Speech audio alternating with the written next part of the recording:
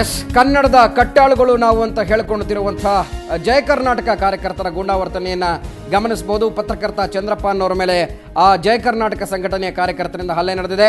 ತುಮಕೂರಿನ ಹಿರಿಯ ಪತ್ರಕರ್ತರಾದಂತಹ ಚಂದ್ರಪ್ಪರ ಮೇಲೆ ಕ್ಷುಲ್ಲಕ ಕಾರಣಕ್ಕೆ ಹಿರಿಯ ಪತ್ರಕರ್ತ ಚಂದ್ರಪ್ಪರಿಗೆ ಹಿಗ್ಗಾಮುಗ್ಗಾ ಥಳಿಸಲಾಗಿದೆ. ಸಂಘಟನೆಯ ಕಾರ್ಯಾಧ್ಯಕ್ಷ ಸೋಮಶೇಖರ್ ಮತ್ತು ಆತನ ಹಿಂಬಾಲಕರಿಂದ ಈ ಒಂದು ಗೂಂಡಾವರ್ತನೆ ನಡೆದಿರುವಂಥದ್ದು. ಪತ್ರಕರ್ತ ಚಂದ್ರಪ್ಪ ಮೇಲೆ ಅವರು ಹಲ್ಲೆ ನಡೆಸಿದ್ದಾರೆ. ಇದೀಗ ಹೊಸ ಬಡಾವಣೆ ಪೊಲೀಸ್ ಠಾಣೆಯ ಎಸ್ಪಿ ಕಾರ್ತಿಕ್ ರೆಡ್ಡಿ ಒಂದು ಸ್ಥಳಕ್ಕೆ ಭೇಟಿ ಕೊಟ್ಟು ಪರಿಶೀಲನೆಯನ್ನ ನಡೆಸ್ತಾ ಇದ್ದಾರೆ. ಇದು ತುಮಕೂರಿನಲ್ಲಿ ಜಯ ಕರ್ನಾಟಕ ಸಂಘಟನೆಯ ಕಾರ್ಯಕರ್ತರ ದುಂಡಾವರ್ತನೆ. ಪತ್ರಕರ್ತ ಚಂದ್ರಪ್ಪರ ಮೇಲೆ ಹಲ್ಲೆ ನಡೆಸಿದ್ದಾರೆ. ಅವರಿಗೆ 2 ಹಲ್ಲುಗಳು ಕೂಡ ಮುರಿದು ಹೋಗಿದೆ. ಆ ರೀತಿ ಅವರು ಕ್ಷುಲ್ಲಕ ವಿಷಯಕ್ಕೆ ಥಳಿಸಿದ್ದಾರೆ. ನೀವು ದೃಶ್ಯದಲ್ಲಿ ನೋಡ್ತಾ ಇದ್ದೀರಾ. ಅವರ ಒಂದು ಆಸ್ಪತ್ರೆಯಲ್ಲಿ ಅವರು ಕೂಡ ಅಡ್ಮಿಟ್ ಆಗಿ ಅವರು ಚಿಕಿತ್ಸೆಯನ್ನು ಕೂಡ ಪಡ್ಕೊಳ್ತಾ ಇರುವಂತಹ ಒಂದು ವಿಡಿಯೋ ದೃಶ್ಯವನ್ನು ನೀವು ನೋಡ್ತಾ ಇದ್ದೀರಾ. ಪತ್ರಕರ್ತರ ಮೇಲೆ ಥಳಿಸಿರುವಂತಹ ಘಟನೆ ತುಮಕೂರಿನಲ್ಲಿ ನಡೆದಿದೆ ಜಯ ಕರ್ನಾಟಕ ಸಂಘಟನೆಯಿಂದ. ಈ ಕುರಿತು ಮಾತಾಡೋದಕ್ಕೆ ತುಮಕೂರಿನ ಎಸ್ಪಿ ಕಾರ್ತಿಕ್ ರೆಡ್ಡಿ ಈಗ ದೂರವಾಣಿ ಸಂಪರ್ಕಕ್ಕೆ ಬಂದಿದ್ದಾರೆ. ಸರ್ ನಮಸ್ತೆ. ಯಾವ ಕಾರಣಕ್ಕೆ ಈ ಒಂದು ಥಳಿತ ನಡೆದಿರುವಂತದ್ದು ಏನಿದೆ ಸರ್? ಇದ್ರ ಬಗ್ಗೆ ನಿಮಗೆ ಗೊತ್ತಿರುವಂತ ಮಾಹಿತಿ ಏನಾಗಿದೆ?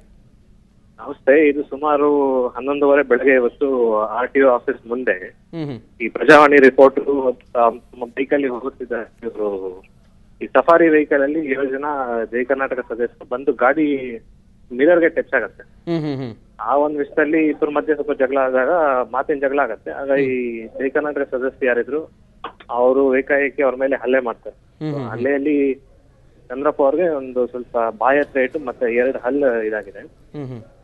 ಅದ್ರ ರಿಲೇಟೆಡ್ ಹಾಸ್ಪಿಟಲ್ ದಾಖಲಾಗಿದ್ದಾರೆ. ಈ ಫೈನ್ ನಾವು ಸೊ ಒಂದು ಕೇಸ್ ನ ದಾಖಲೆ ಮಾಡಿದೀವಿ, ಅಸಾಲ್ಟ್ ಮತ್ತೆ ಅಟ್ರಾಸಿಟಿ. ಸರ್, ಈ ಬಗ್ಗೆ ಪತ್ರಕರ್ತ ಚಂದ್ರಪ್ಪ ಅವ್ರು ಹೇಳಿಕೆ ಕೊಟ್ಟಿದ್ದಾರಾ ಸರ್? ಹೇಗೆ? ಹೌದು, ಅವರೇ ಕಂಪ್ಲೇಂಟ್ ಕೊಟ್ಟಿದ್ದಾರೆ. ಏನ್ ಹೇಳಿದಾರೆ ಸರ್? ಏನ್ ಹೇಳಿದ್ರು ಕಂಪ್ಲೇಂಟ್ ಅಲ್ಲಿ? ಏನ್ ಕೊಟ್ಟಿದ್ದಾರೆ ಹೇಳಿಕೆಯಲ್ಲಿ? ಅದೇ ಕಂಪ್ಲೇಂಟ್ ಅಲ್ಲಿ ಅವ್ರು ಹೋಗುತ್ತಿದ್ದಾಗ ಇದೊಂದು ಸಫಾರಿ ಬಂದು ಅವರ ಮಿರರ್ಗೆ ಟಚ್ ಆಯ್ತು. ಆಗ ಇಬ್ರು ಗಾಡಿ ನಿಲ್ಸಿ ಸ್ವಲ್ಪ ಇಬ್ಬರ ಮಧ್ಯ ಮಾತಿನ ಗಲಾಟೆ ಆಗಿದೆ. ಆಗ ಏಕಾಏಕಿ 7 ಜನ ಸೇರ್ಕೊಂಡು ಇವ್ರ ಮೇಲೆ ಹಲ್ಲೆ ಮಾಡಿದ್ದಾರೆ ಅಂತ ಕಂಪ್ಲೇಂಟ್ ಕೊಟ್ಟಿದ್ದಾರೆ. ಅದು ಹೃದಯದ ಮಧ್ಯಭಾಗದಲ್ಲಿರುವಂತಹ RTO ಆಫೀಸ್ ಆ ಒಂದು ಸರೌಂಡಿಂಗ್ಸ್ ಅಲ್ಲಿ ನಡೆದಿರುವಂತದ್ದು. ಹೌದು, ಇದು NH 206 ಮೇಲೆ RTO ಆಫೀಸ್ ಮುಂದೆ ಆಗಿದೆ. ಸರ್, ಈಗ ಏನ್ ಆಕ್ಷನ್ ತಗೊಂಡಿದ್ದೀರಿ ಸರ್ ಆ ಒಂದು ಕಂಪ್ಲೇಂಟ್ ಕೊಟ್ಟ? ಈಗ ನಾವು 2 ಟೀಮ್ ಆಲ್ರೆಡಿ ಕಳ್ಸಿದೀವಿ. ಯಾರು ಅಕ್ಯೂಸ್ ಇದಾರೆ ಅವ್ರನ್ನ ಅರೆಸ್ಟ್ ಮಾಡಕ್ಕೆ. So they will be arrested as soon as possible. Sir, ಈಗ ಆ ಒಂದು ಟೌನ್ ನಲ್ಲಿ ಈ ರೀತಿ ಆದ್ರೆ ಸೊ ಬೇರೆ ಅಂದ್ರೆ ಆ ಒಂದು ನಗರದ ಮಧ್ಯಭಾಗದಲ್ಲಿ ಇರುವಂತಹದ್ದು RTO ಕಚೇರಿ ಅದರ ಎದುರುಗಡೆ ನಡೆದಿದೆ ಈ ರೀತಿ ಆದ್ರೆ ಪತ್ರಕರ್ತರಿಗೂ ಕೂಡ ಹೊಡೆದಿದ್ದಾರೆ.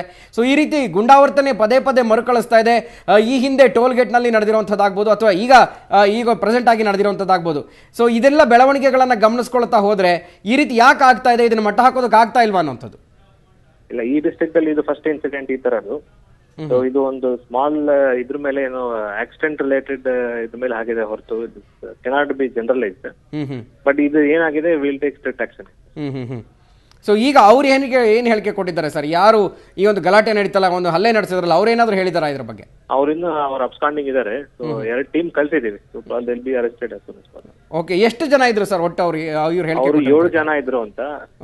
ಚಂದ್ರಪ್ಪ ಅವ್ರು ಐಡೆಂಟಿಫೈಡ್, ಸೋಮಶೇಖರ್ ಮತ್ತೆ ಚಂದನ್ ಅಂತ ಇಬ್ಬರನ್ನ ಐಡೆಂಟಿಫೈ ಮಾಡಿದ್ದಾರೆ. ಉಳಿದ 5 ಜನ identity. Okay, thank you Karthik Reddy ಅವರ ಸುವರ್ಣ ಜೊತೆ ಮಾತಾಡಿದಕ್ಕೆ.